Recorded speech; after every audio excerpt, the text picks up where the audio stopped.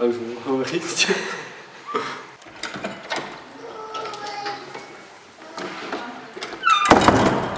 Mňa veľmi zaujala knižka Atlas odlehlých ostrovov od autorky Judith Šalansky, ktorá pochádza z východného Nemecka a rozhodla sa vybrať 50 naozaj odľahlých ostrovov vo svete, ktoré sú v bežných atlasoch vždy zobrazované len niekde na okraji a vlastne sa im neprikladá taká pozornosť, ktorú by si možno zaslúžili.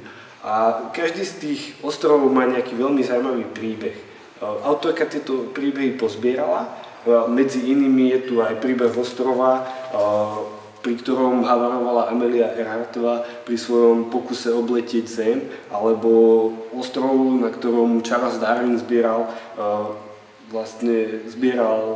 vzorky pre podporenie svojich vedeckých teórií, alebo ostrov Svätej Heleny, kde vlastne cisár Napoleon prežil svoje posledné dni.